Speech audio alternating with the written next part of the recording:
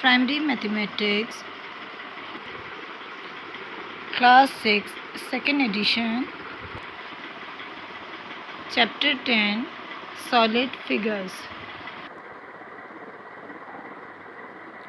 These are cube. A cube has 6 faces. Each faces is a square.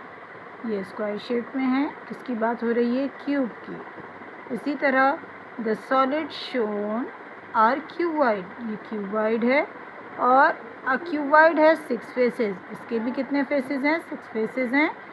The faces can be squares और rectangles.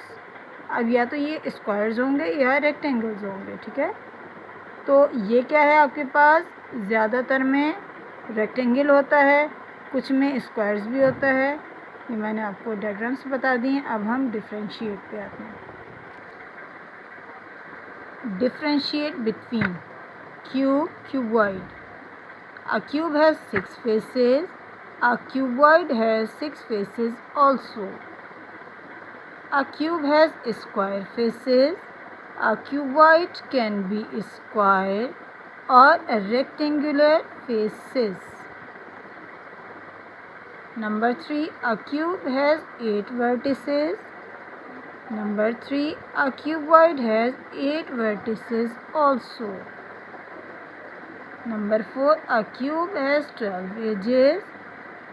Number 4, a cuboid has 12 edges also.